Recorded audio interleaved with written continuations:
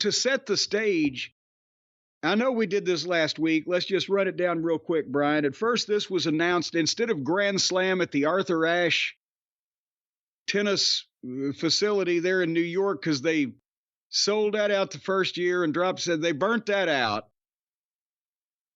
They announced a stadium in Australia. And we said at the time, what the f***? Because how and what is their viewership in Australia that they believe they can do this? And a lot of our fans in Australia, good day, mates. They said no, they're not available on any kind of widespread television. Wasn't that basically the summation of what everybody said? Was the people watch it, but not in numbers that one would think would fill a stadium, is what we heard. What we heard from people was kind of a variation in different forms of, this is not a wrestling country, this is a WWE country. And they've been the only game in town, despite, independents that have done okay. There really isn't a large AEW exclusive audience. And the other thing is, AEW with Wembley, they announced Wembley and people said, how the hell are they going to get anyone in that stadium? And the first one, you got a lot of people there for a variety of reasons, dropped off year 2.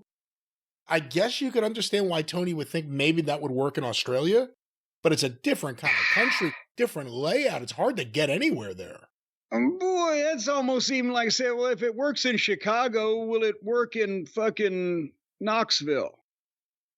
There's just a lot more people to pick from in general in one place. But nevertheless, so then things didn't look real good, in the way of filling a stadium, even with a partial setup, and they moved it indoors. But in the process, and again, we're willing to be corrected here, but I've seen people tweeting that it was on their the AEW official schedule at one point as a pay-per-view event.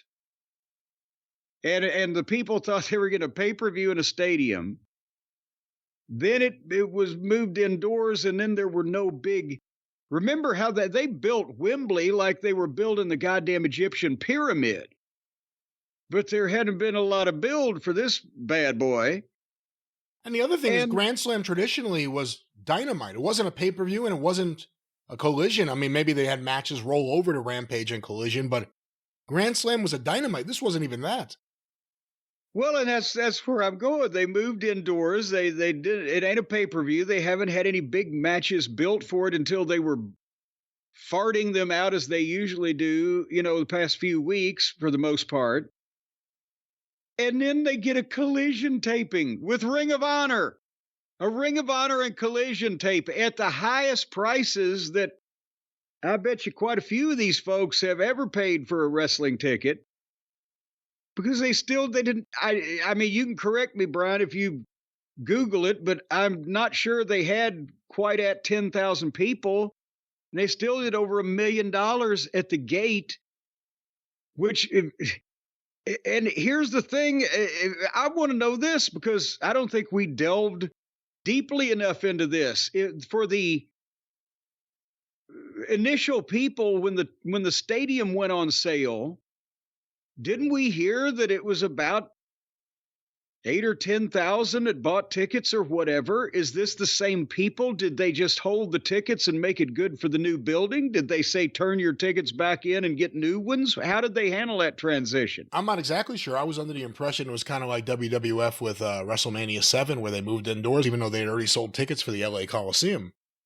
They just found a way to reshuffle the arrangements so that everyone got something close to what they thought they were getting in the stadium. So have you been able to find out any reporting on an honest basis of how many people they had in this indoor building? Well, WrestleTix reports that the Brisbane Entertainment Center listed the capacity as 13,500. The venue has 11,000 tiered seats, and AEW, as of this email, only had 665 tickets available. So it sounds like they were in the range of 12 to 13,000.